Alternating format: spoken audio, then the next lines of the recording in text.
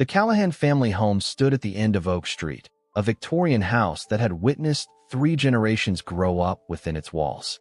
Today, its weathered facade seemed to mirror the grim mood of its occupants.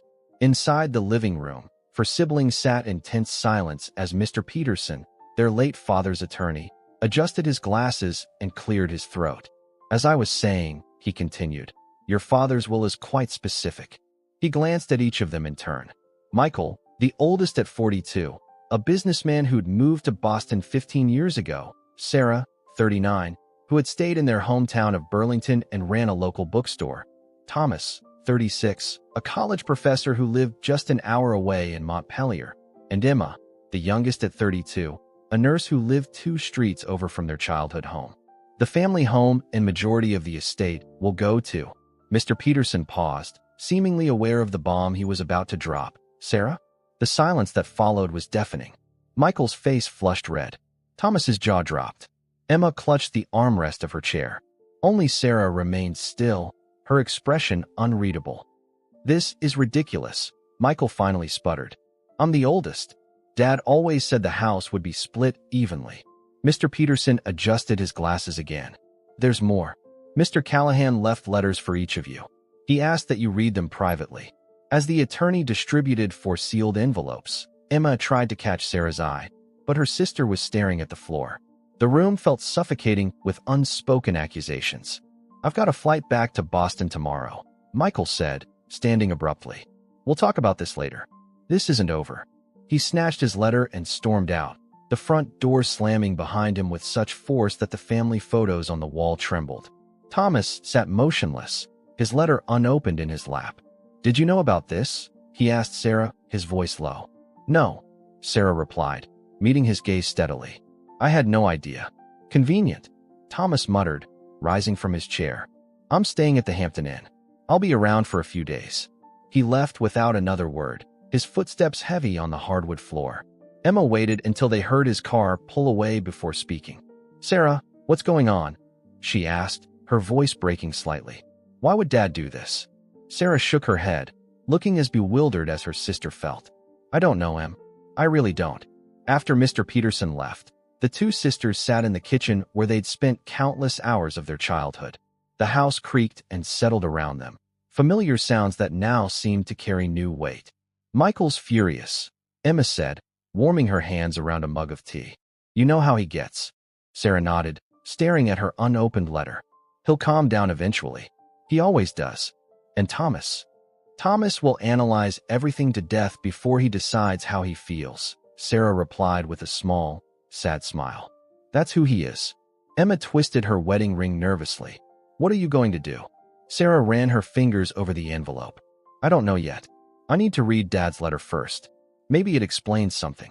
Later that night, alone in her old bedroom, Sarah finally opened her letter.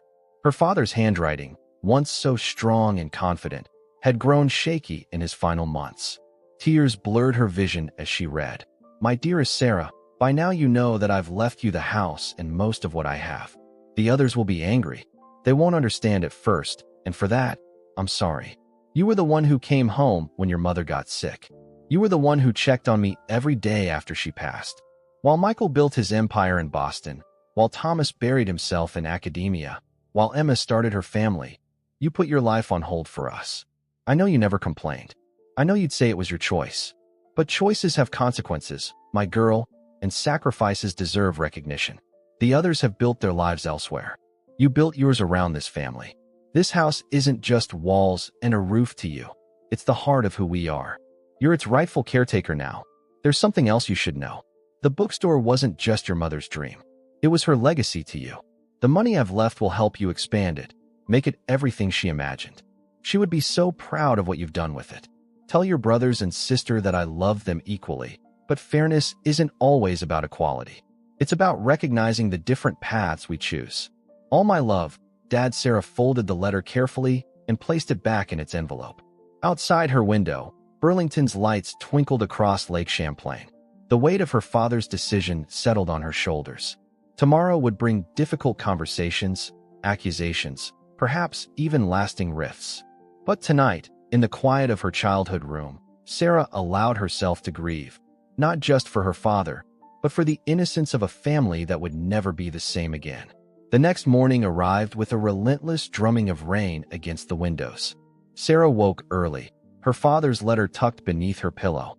The house felt different now, heavier with responsibility, with ownership, with the knowledge that her siblings believed she had somehow manipulated their father.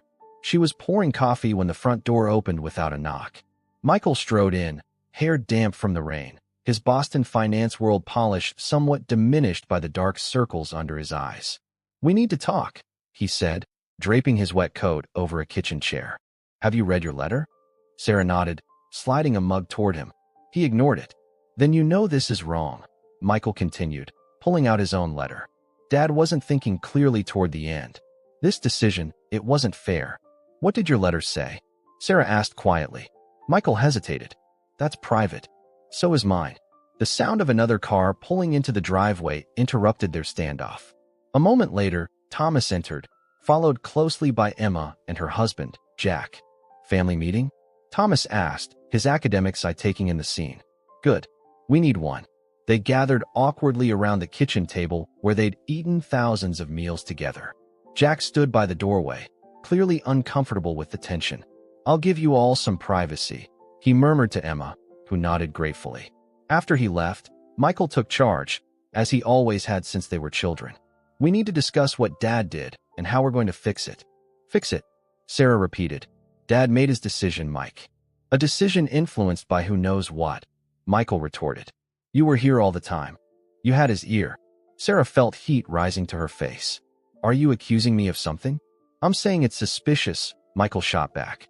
"You run a failing bookstore, you need money, and suddenly you get the lion's share of Dad's estate." "The bookstore isn't failing," Sarah said through gritted teeth. "And I didn't ask for any of this." Emma placed a hand on Sarah's arm. "No one's saying you did exactly. It's just surprising." Thomas, who had been silent until now, finally spoke. "Dad explained his reasoning in my letter." His siblings turned to him. "He said Sarah sacrificed more for the family, especially during Mom's illness and after she died."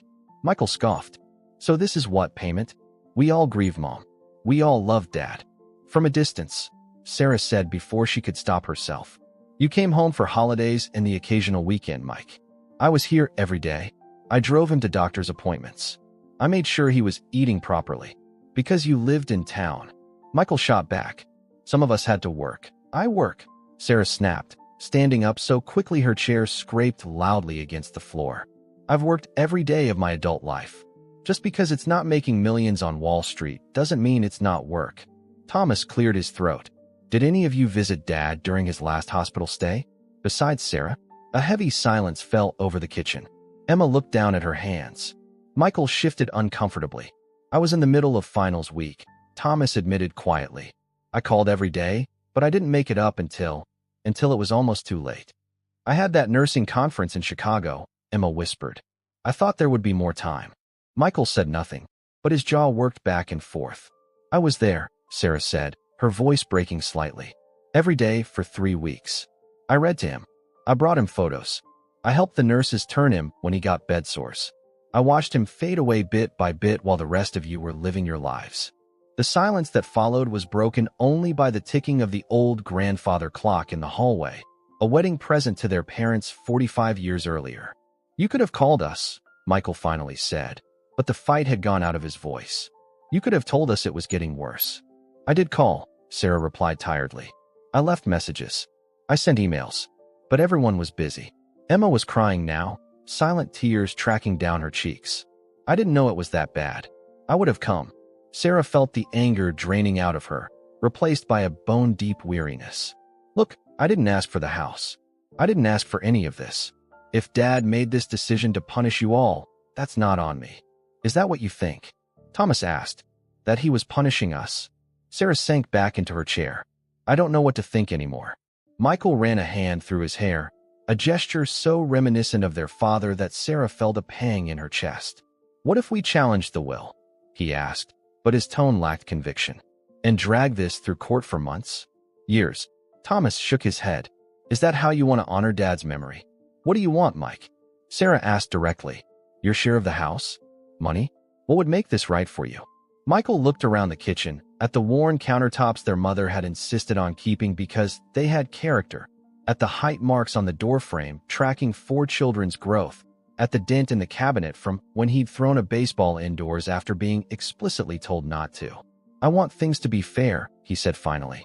"Fair isn't always equal," Sarah replied, echoing their father's words. "That's what Dad wrote to me." Emma wiped her eyes. What if we all spent some time with our letters? Maybe there's more to understand here." Thomas nodded slowly. "That makes sense. Dad wouldn't have done this without reason." Michael stood up abruptly. "Fine, but this conversation isn't over." He grabbed his coat and headed for the door. "Mike," Sarah called after him. He paused but didn't turn around. "Where are you staying?"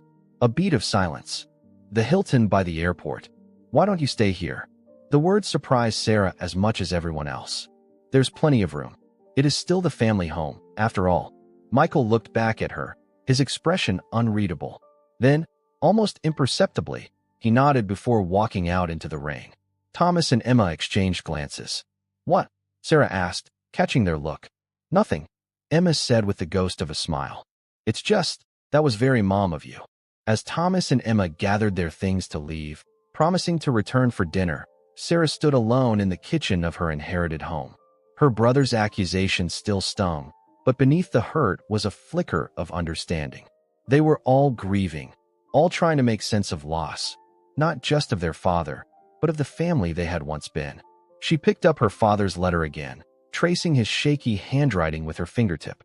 "I hope you knew what you were doing, Dad," she whispered to the empty room. Dinner that evening was takeout from Giovanni's, their father's favorite Italian restaurant. Sarah had set the dining room table with their mother's good china, a peace offering of sorts. Michael arrived first, awkwardly helping her arrange the garlic bread in the bread basket.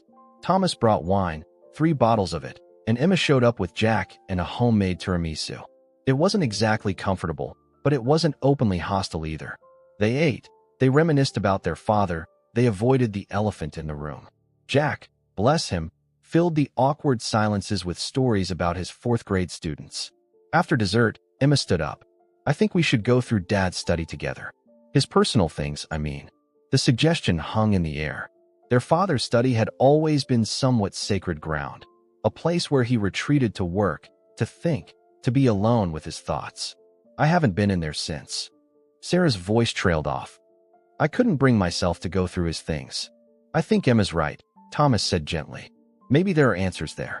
The study was exactly as their father had left it. Desktop calendar open to the month he died. Reading glasses folded neatly beside a half-finished crossword puzzle. Family photos arranged precisely on the credenza behind his desk. The room smelled faintly of his pipe tobacco, a scent so achingly familiar that Sarah had to take a moment in the doorway. "Where should we start?" Emma asked, looking around uncertainly. "The desk, I suppose," Thomas replied, moving toward it almost reverently. They worked methodically, sorting through papers, files, and mementos. Michael discovered a drawer full of their childhood artwork, carefully preserved. Emma found handwritten notes for a memoir their father had apparently been working on. Thomas unearthed a collection of letters their mother had written to their father during a brief separation in the early years of their marriage, a rocky period none of the children had known about. "Look at this," Michael said suddenly, holding up a small leather-bound book. "Dad's journal." Sarah felt a twist of unease. "Should we be reading that? It seems private." "He's gone, Sarah," Michael replied, already opening it. "And we need answers." The journal's most recent entries were sparse. Brief notes about doctor's appointments, reminders to call various children, observations about the weather. But as Michael flipped back through the pages, he stopped suddenly, his expression changing. "What is it?" Thomas asked, moving to look over his shoulder. Michael read aloud. May 15th. "Had the conversation with Sarah today. She refused again. Says the bookstore is her responsibility, that she made a promise to Helen.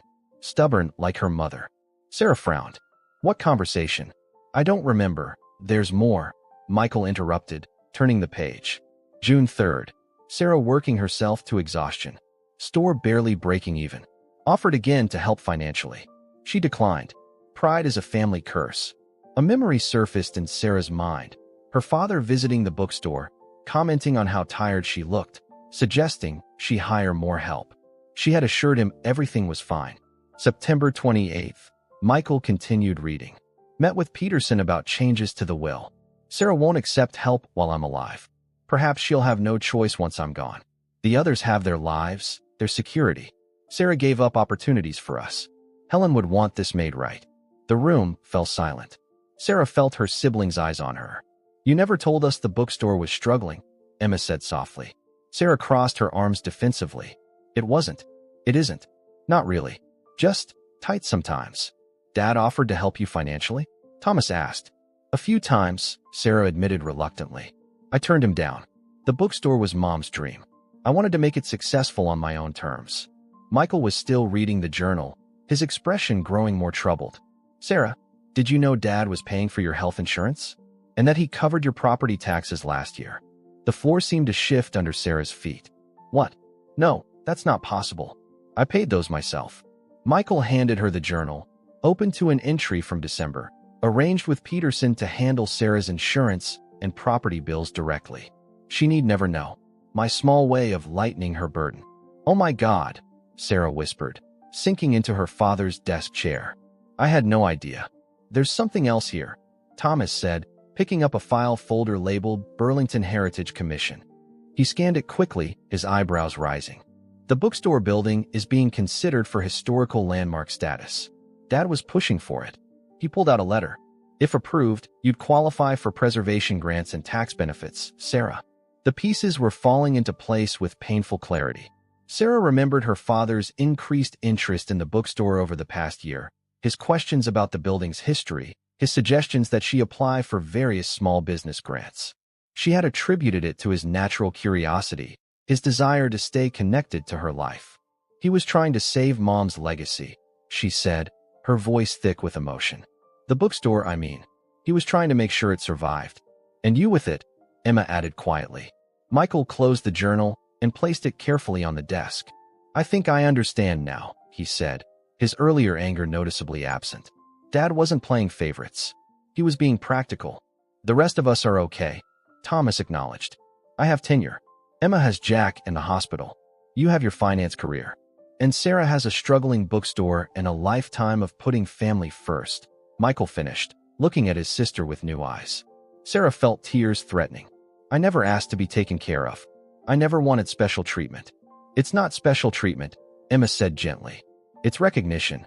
They continued searching the study, each discovery revealing more of their father's careful planning, his attention to detail, his concern for each of his children expressed in different ways.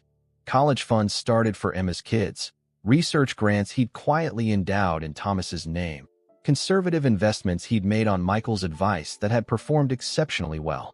As the night deepened, they moved from the study to the living room, bringing their father's papers, photos, and memories with them.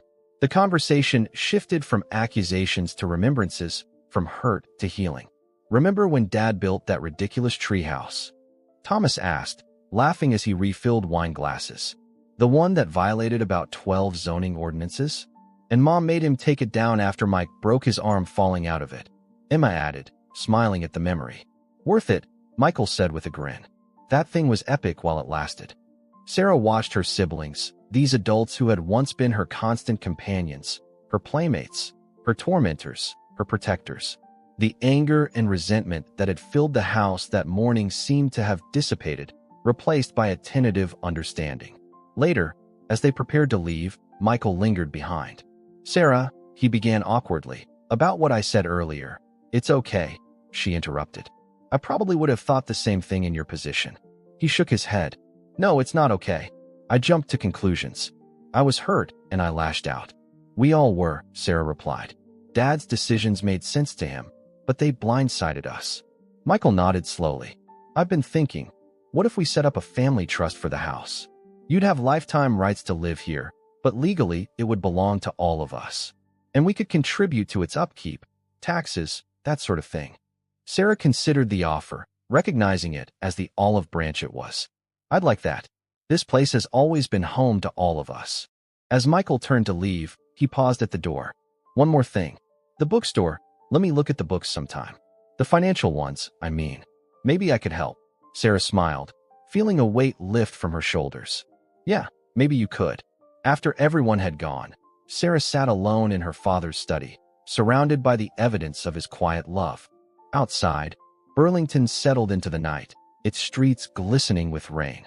She picked up one of the framed photos from his desk, all four siblings at the lake house, sunburned and laughing, their parents watching from the dock. "I think they understand now, Dad," she whispered to the empty room. "I think we're going to be okay." A week passed.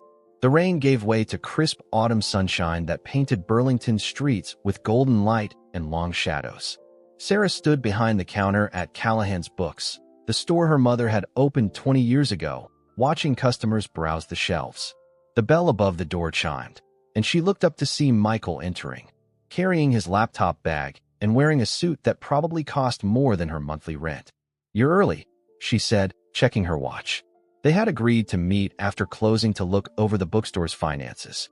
Michael shrugged, looking slightly uncomfortable among the stacks of books.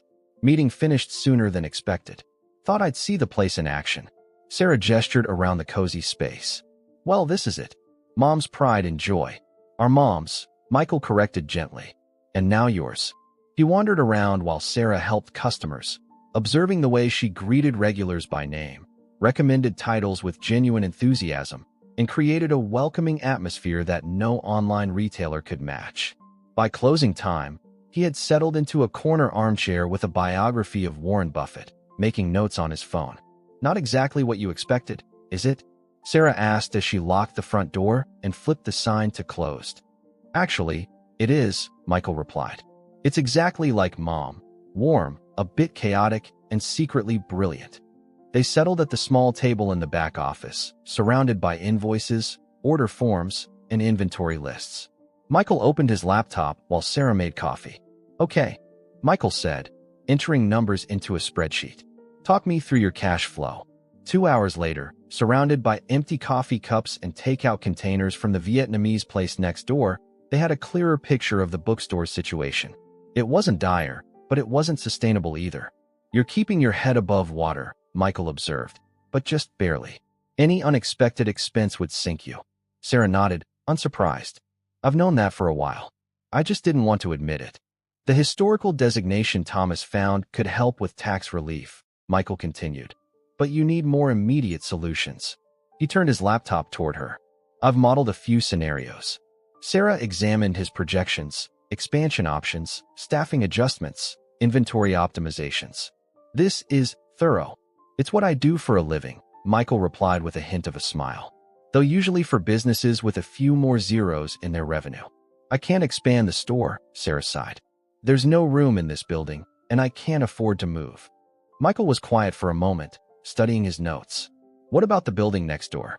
The one that used to be a cafe? It's been vacant for months. Way out of my price range." "What if it wasn't?" Michael asked carefully. "What if the family trust we discussed included a business investment component?" Sarah stared at him. "You want to invest in the bookstore?" "Not just me. All of us." Michael leaned forward. "Look, we're still working through a lot of feelings about Dad's decisions, but one thing is clear. He valued what you and Mom built here. Maybe the best way to honor that is to help it grow." "I don't know, Mike. Taking money from Dad was one thing. Taking it from you all feels like admitting defeat," Michael suggested. Sarah nodded reluctantly. "That's pride talking," Michael said. "The family curse, remember? Dad wrote about it in his journal." He closed his laptop. "Just think about it. No decision needs to be made tonight." The next day, Thomas and Emma arrived in town for the weekend. The four siblings met with Mr. Peterson to discuss the family trust Michael had proposed. The attorney seemed pleased with their cooperative approach, offering suggestions to ensure the arrangement would protect everyone's interests while honoring their father's wishes. "I'll draft the documents," Peterson said as the meeting concluded. "In the meantime, you might want to go through the safety deposit box. There are some items there your father wanted distributed after his passing." The bank manager led them to a private room and placed the box on the table. Inside were several envelopes, each labeled with a name. Not just the siblings, but also Emma's children, a few distant relatives, and old friends. He thought of everyone, Emma said softly, finding college fund documents for her kids.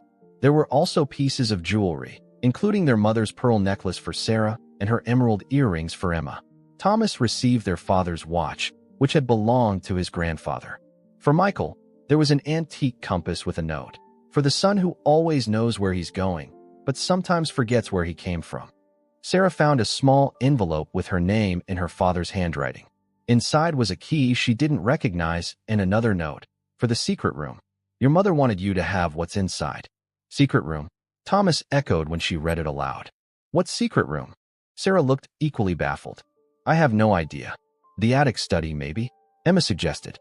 Or his den. I've been through both, Sarah replied. Nothing locked, nothing hidden that I could see. They decided to search the house together that afternoon.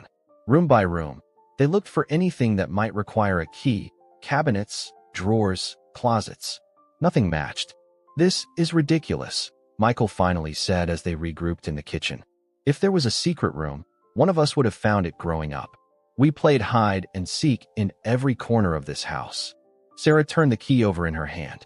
It was old-fashioned, with an ornate head and a simple shaft. Maybe it's not in the house, she said slowly. Maybe it's at the bookstore. The siblings exchanged glances. There is that weird space behind the storage room, Emma recalled. Mom always kept it locked. I assumed it was just utilities or something. They drove to the bookstore together, Sarah unlocking it after hours.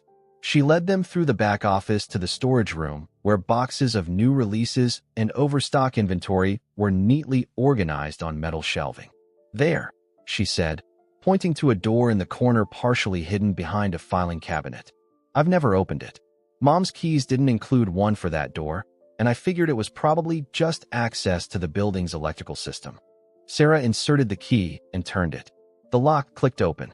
The door revealed not a utility closet, but a small, windowless room lined with bookshelves. Unlike the main store, which featured current titles and popular classics, these shelves held rare editions, first printings, and antiquarian books protected in archival sleeves.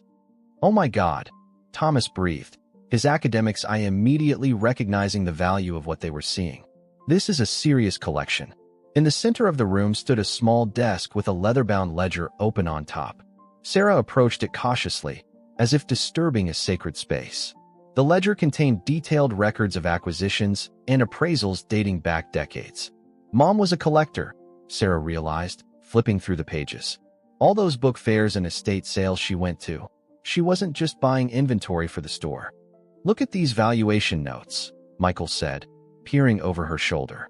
Some of these are worth thousands. Here's a letter, Emma said, finding an envelope tucked into the ledger's final pages. It was addressed simply to my children. Sarah opened it with trembling fingers and read aloud. My dears, if you're reading this, then Sarah has found the key and shown you my secret. This collection began as a hobby, but became my passion and my legacy. Each book here was chosen with care, not just for its monetary value, but for its significance. Together, they tell a story of literary history that deserves to be preserved. I never told your father the full extent of this collection. It was my one secret from him, not out of deception, but because we all need something that belongs only to us. He knew about my book room, but not what it contained. The collection is now yours, collectively. It can remain private, be sold, or become the centerpiece of something new at the bookstore. The choice belongs to you all. With endless love, Mom, the siblings stood in silence, surrounded by their mother's secret passion, her hidden legacy. She dated this letter 3 months before she died, Sarah noted, her voice thick with emotion. She was planning for this moment. Just like Dad was, Thomas said quietly. Emma ran her fingers along the spine of a first-edition Hemingway. What do we do with all this? Michael was already calculating, the businessman in him automatically assessing value. If we sold even a portion of these, the bookstore's financial troubles would be over. Or, Sarah suggested hesitantly, we could use them to create something special. A rare books room at the store, by appointment only, climate-controlled. An attraction that would bring serious collectors to Burlington. Thomas continued, catching her vision. And differentiate you from the chains and Amazon, Michael added, nodding slowly. That could work. They spent hours in that small room, discovering treasures their mother had carefully acquired and preserved. With each book they examined, each notation they read in her familiar handwriting, they felt closer to her and to each other. Later, sitting on the floor surrounded by literary treasures, Emma voiced what they were all feeling. It's like mom and dad planned this together, isn't it? Not the details, maybe, but the outcome. Us, here, figuring it out as a family. Sarah smiled, picturing her parents, her practical, steady father, and her quietly passionate mother, orchestrating this reconciliation from beyond. They always did play the long game with us. Remember how they'd never intervene in our fights? Thomas recalled. Mom would say, "You'll work it out because you have to." All four quoted in unison, then laughed. As evening deepened outside the windowless room, they began putting books carefully back in their places. They had decisions to make, plans to create, a legacy to honor. But the weight of it no longer felt like a burden to Sarah. It felt like a gift, one she could finally accept because she wouldn't be carrying it alone. The changes came gradually over the next few months. Michael extended his stay in Burlington, working remotely from a corner of the bookstore 3 days a week. Thomas took a sabbatical semester, ostensibly to research local literary history, but mostly to help catalog their mother's collection. Emma arranged her nursing shifts to free up long weekends, bringing her husband and kids to stay at the family home with Sarah. The bookstore transformation began with the purchase of the vacant cafe next door. The family trust provided the capital, while Sarah's vision guided the expansion. The wall between the properties came down, revealing exposed brick that everyone agreed should remain visible. The cafe space was renovated to house the rare books collection on one side and a small coffee bar on the other. December arrived with the first heavy snow of the season. Sarah woke early, watching fat flakes drift past her bedroom window. The house felt different now, full again, with sounds of Emma's children playing downstairs and the smell of Jack's renowned pancakes wafting up from the kitchen. Today was important. The expanded bookstore would officially open, featuring the Helen Callahan collection in its new space. Local media had picked up the story, charmed by the narrative of family reconciliation and literary discovery. Sarah dressed carefully, choosing a sweater that had been her mother's, soft blue cashmere that brought out her eyes. As she fastened her mother's pearl necklace, she caught her reflection in the mirror and paused. For the first time in years, she didn't look exhausted. Downstairs, Emma was wrangling her 6-year-old twins into matching sweaters while Jack flipped pancakes one-handed, his other arm cradling their sleepy toddler. "Morning, Aunt Sarah," the twins chorused, breaking free from their mother to hug her legs. "Big day," Emma said, smiling as she rescued a syrup bottle from impending disaster. "Nervous?" "A little," Sarah admitted, pouring herself coffee. "What if nobody comes?" "Are you kidding? Thomas has half the university planning to attend, and Michael invited every business contact within a 100-mile radius," Emma replied. "Mom's collection is going to be the talk of Vermont's literary scene." Michael arrived as they were finishing breakfast, carrying a thick folder and wearing an uncharacteristic expression of uncertainty. "Everything okay?"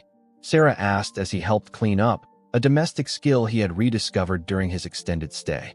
"Fine," he said quickly. "Just some trust details to go over with everyone. After the opening, maybe." They walked to the bookstore together, the children running ahead to make footprints in the fresh snow. Thomas was already there, arranging the final displays in the rare books room with museum-worthy precision. "The Burlington Free Press reporter will be here at 11, he informed them, adjusting his glasses. "And the 7 Days writer wants to interview all of us together." "All of us?" Michael looked startled.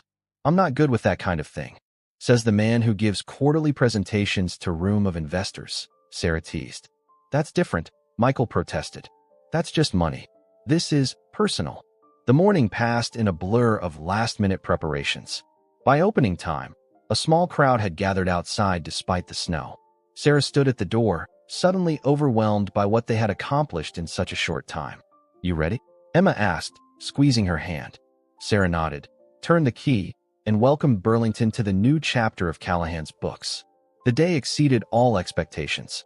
Customers filled both spaces, exclaiming over the thoughtful renovation that preserved the bookstore's cozy charm while adding new elements. The Helen Callahan collection drew academics, collectors, and curious locals, all eager to see the literary treasures that had been hidden away for decades. By late afternoon, sales had broken every record in the store's history. Sarah's feet ached from standing, and her voice was hoarse from talking, but she couldn't stop smiling. She watched Michael charm potential investors, Thomas engage with fellow book lovers, and Emma make everyone feel welcome. It felt right, like the perfect blend of past and future, of individual strengths coming together. As closing time approached, the last customers reluctantly departed, leaving only family and a few close friends. Thomas popped open champagne, while Jack herded the tired children into a corner with books and snacks. "A toast," Michael announced, raising his glass. "To Mom and Dad, who somehow knew exactly what we needed, even when we didn't." "To Mom and Dad," they echoed, glasses clinking. As they celebrated, Michael pulled Sarah aside. "Can we gather everyone in the rare books room? There's something I need to discuss with all of you." His serious tone made Sarah's stomach tighten with apprehension. "Is something wrong with the trust?" "No, nothing like that," Michael assured her. "Just something I discovered while going through some old papers." Once everyone was settled in the quiet elegance of the collection room, Michael opened his folder and pulled out several documents. "So, I've been working with Peterson to finalize the trust details," he began, uncharacteristically hesitant. Part of that process involved reviewing Dad's financial history to ensure everything was properly accounted for. Thomas leaned forward, scholarly curiosity piqued. And I found something unexpected." Michael passed around photocopies of old bank statements and legal documents. "Dad had another account, one none of us knew about. He was making regular payments to someone for years." A tense silence fell over the room as they examined the papers. "Monthly transfers to a V. Callahan in Albany," Emma read aloud, frowning. "Who's V. Callahan? We don't have relatives in Albany, do we?" Sarah's mind raced through family connections. "Not that I know of. Could it be a mistake? A business arrangement?" Michael shook his head. "I did some digging. It's a person. Virginia Callahan. Dad had a sister," Thomas said suddenly. Everyone turned to him in surprise. "I found a reference to her once in an old family Bible, but when I asked Mom about it, she changed the subject. I assumed she had died young or something." "She didn't die," Michael said quietly. "At least, not as far as I can tell. Dad was supporting her financially from before Mom got sick until the day he died." Emma's eyes widened. "Are you saying we have an aunt that our parents never told us about?" Michael spread his hands. "Apparently. And whatever happened between them, Dad still felt responsible for her." The revelation hung in the air, disturbing the celebratory mood of the day. Their father, reliable, straightforward, honest to a fault, had kept a secret so significant that it cast doubt on everything they thought they knew about him. "Should we contact her?" Sarah asked hesitantly. "I already tried," Michael admitted.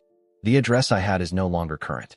The payments stopped when Dad died, obviously, and she seems to have moved." Thomas rubbed his chin thoughtfully. "Perhaps there are clues in the house? If they were in contact all those years, there might be letters, photos." "Or nothing," Emma countered. "If Dad went to these lengths to keep her existence from us, he probably hid any evidence pretty carefully." The room fell silent again, each sibling lost in their own thoughts. Sarah found herself staring at a first-edition Jane Austen on a nearby shelf, a novel about family secrets and misunderstandings. "You know what this reminds me of?" she said finally. "That time Dad caught Mike sneaking out to that concert in Montreal. Remember how he sat us all down the next day?" Michael groaned at the memory. "The Great Honesty Summit of 2001. How could I forget? He said that families can survive almost anything except secrets," Sarah continued. "That the truth might hurt, but secrets destroy. Yet he kept this massive secret from us," Thomas pointed out. "Maybe he had a good reason," Emma suggested.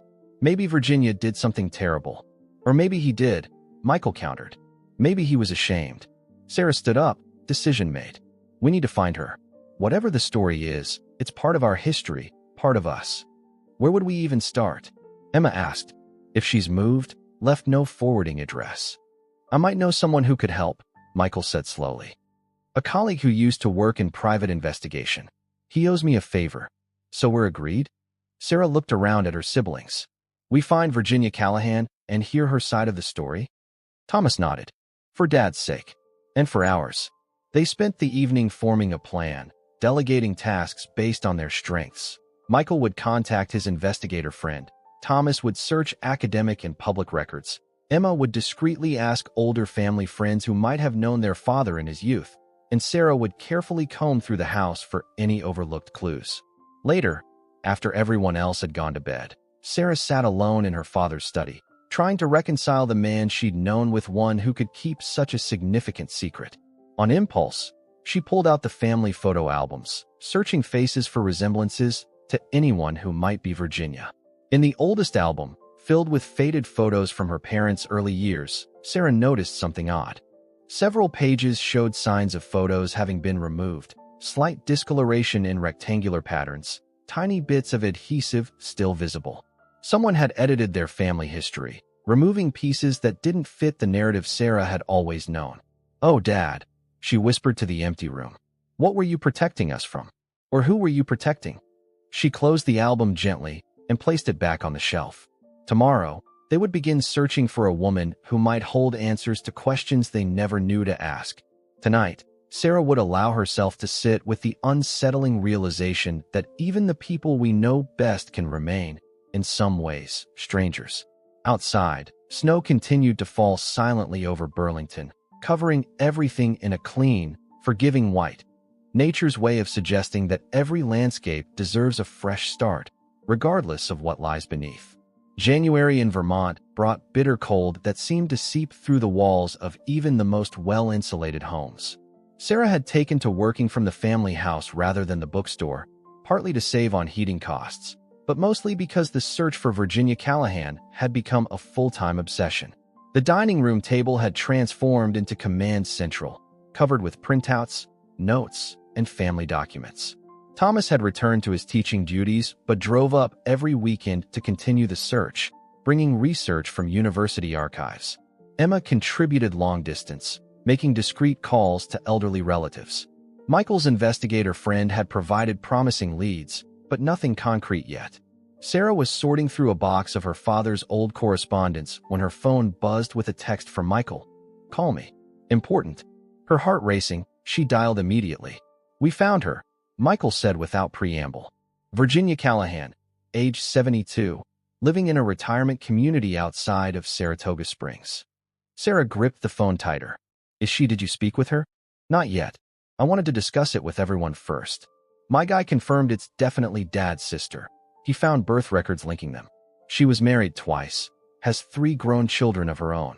"Cousins," Sarah murmured. "We have cousins we've never met." "Apparently," Michael replied. "I'm catching the next flight from Boston. Can you get Thomas and Emma on a conference call tonight?" The siblings met virtually that evening, faces serious on Sarah's laptop screen. After discussing their options, they decided on a simple approach. Sarah and Michael would drive to Saratoga Springs the next day. They would explain who they were and ask to meet, leaving the decision entirely in Virginia's hands. What if she refuses? Emma worried, her nurse's compassion evident even through the video call. She might not want to reopen old wounds. "Then we respect her wishes," Sarah said firmly. "We've lived our whole lives without knowing her. We can continue if that's what she wants." "And if she agrees?" Thomas asked. "What exactly are we hoping to learn?" No one had a clear answer to that. Their father's secret had opened a door to an unknown part of their family history, raising questions none of them had ever thought to ask. Why had he maintained contact with Virginia while keeping her existence from his children? What had caused the rift in the first place? The next morning dawned painfully bright, sunlight reflecting off snow with blinding intensity. Sarah and Michael set out early, the 4-hour drive to Saratoga Springs passing largely in silence, each lost in their own thoughts. Pine Meadows Retirement Community was a cluster of neat buildings surrounded by snow-covered gardens.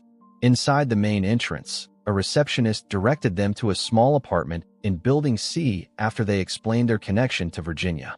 Standing outside her door, Sarah suddenly felt like an intruder. "Maybe we should have called first," she whispered to Michael. He shook his head. Too easy to say no over the phone. He knocked firmly. The woman who opened the door was small, with silver hair cut in a stylish bob. She had their father's eyes, the same deep blue that Thomas had inherited, and Emma's delicate nose. There was no mistaking the family resemblance. "Can I help you?" she asked, her voice pleasantly neutral. Michael cleared his throat. "Virginia Callahan? My name is Michael Callahan, and this is my sister Sarah. We're Lawrence Callahan's children." The woman's hand flew to her throat, her composure slipping momentarily before she recovered. "Lawrence's children," she repeated softly. "Well, this is unexpected." For a terrible moment, Sarah thought she might close the door in their faces. Instead, Virginia stepped back. You'd better come in, then. The apartment was small but elegant, filled with books and framed photographs. Sarah couldn't help scanning them, looking for any image of their father, but found none. Tea, Virginia offered, gesturing toward a small sitting area. Or something stronger. I find myself oddly nervous. That makes 3 of us, Michael said with a strained smile. Tea would be fine. While Virginia busied herself in the kitchenette, Sarah and Michael exchanged glances, silently acknowledging the surrealism of the moment. They were sitting in the living room of an aunt whose existence they had learned about only weeks ago. Virginia returned with a tray, her hands trembling slightly as she poured tea into delicate cups. "How is Lawrence?" she asked, settling into an armchair across from them. "Still stubborn as a Vermont winter, I imagine." Sarah felt her throat tighten. "Dad passed away 3 months ago," she said gently. "I'm sorry, we assumed you knew." Virginia set her cup down carefully. "No," she said, her voice barely audible. "I didn't know. The checks stopped coming, but I thought perhaps." She trailed off, blinking rapidly. "Hart, was it?" Michael nodded. He went peacefully. "At home." A heavy silence fell over the room. Sarah searched for the right words, finding none that seemed adequate. "How did you find me?" Virginia finally asked. "Lawrence was always very clear that you children weren't to know about me. We discovered the financial records after he died," Michael explained. "We've been trying to piece together the family history." Virginia nodded slowly. "I see. And now you want to know why your father effectively erased me from his life, from yours. If you're willing to tell us," Sarah said. "We don't want to intrude or reopen painful memories." A sad smile flickered across Virginia's face. "My dear, those memories have never closed. Not a day goes by that I don't think of your father, of the family we once were." She rose and went to a bookshelf, returning with a photo album. "Perhaps this will help explain." The album contained photos Sarah had never seen. Her father as a young man, arms slung around a pretty young woman who was unmistakably Virginia. They stood in front of a farmhouse, grinning widely. "We grew up there, just outside Burlington," Virginia explained. "Fifth-generation dairy farmers, if you can believe it. Your grandfather expected Lawrence to take over the family business, but he had other ideas. He wanted college, a different life." She pointed to another photo, their father in a graduation cap and gown, Virginia beaming beside him. "I was so proud of him. First Callahan to get a degree. Our parents were proud too, in their way, but they still expected him to come home after. The farm was struggling by then." Virginia turned the page to a photo of a handsome young man in an army uniform. "This is Robert, my first husband. We met when Lawrence was in his 2nd year of college. When we got engaged, your father was happy for me, but our parents were furious." "Why?" Sarah asked, studying the photo. "Robert was black," Virginia said simply. "It was the early 70s, and while Vermont has always been progressive in many ways, our parents were not. They forbade the marriage. When I went ahead anyway, they disowned me, cut me out completely." Michael leaned forward. "And Dad, what did he do?" A complicated expression crossed Virginia's face, part pride, part old pain. "Lawrence stood by me at first. He was the only family member at my wedding. But then our father had a heart attack, and everything changed. The farm was failing, our mother couldn't manage alone, and Lawrence was guilted into coming home. He dropped out of college," Sarah realized. She had always wondered why her father's education had ended abruptly, why his degree remained unfinished. "To save the farm." Virginia nodded. "He tried. For 2 years, he worked himself to exhaustion trying to modernize the operation, make it profitable again. But it was too late. Meanwhile, the strain between us grew. Our parents refused to allow me on the property, even after my daughter was born. They would never acknowledge their grandchild. And Dad went along with it." Michael asked, disbelief evident in his voice. "Not at first," Virginia replied. "He would visit us secretly, bring gifts for the baby. But the pressure at home was relentless. Our father's health was declining, and Lawrence was blamed for every setback, told he wasn't doing enough." She sighed deeply. Eventually, Lawrence sold the farm, for much less than it was worth, but enough to secure care for our parents. He moved to Burlington, started his business, met your mother. And somewhere along the way, he made a choice. A new life meant leaving the past behind. "Including you," Sarah said softly. Virginia's eyes glistened with unshed tears. "We had one last terrible argument. I accused him of abandoning me, of choosing our parents' bigotry over his own sister. He accused me of not understanding the impossible position he'd been placed in. We both said things we couldn't take back. She wiped her eyes discreetly. 15 years passed with no contact. Then, out of nowhere, a letter arrived with a check. No explanation, just a bank routing number and instructions for monthly withdrawals. When Robert lost his job during the recession in the early 90s, those checks kept our family afloat. Did you ever see him again? Michael asked. Virginia shook her head. We spoke on the phone a few times over the years. Brief, awkward conversations. He never asked about my children. I never asked about you. It was as if we'd created separate universes for ourselves. The money was his way of maintaining a connection without having to face the past. Sarah felt a profound sadness settling in her chest. Why didn't he tell us about you? Even after our grandparents died. Shame, I suspect, Virginia replied gently. By then, the lie had been maintained for so long that revealing it would mean admitting a lifetime of deception. To your mother, to you children. And Lawrence was always a proud man. The conversation continued into the afternoon. Virginia showed them more photos, told stories about their father as a young man. His mischievous streak, his dreams, his talent for fixing engines that would later become a successful equipment business. In return, Sarah and Michael shared memories of their own, painting a picture of the man their father had become. As the winter daylight began to fade, Virginia brought out one last item, a Christmas card addressed to Ginny in their father's distinctive handwriting. This came every year, she said. Always the same. No personal message, just his signature. But I kept every one.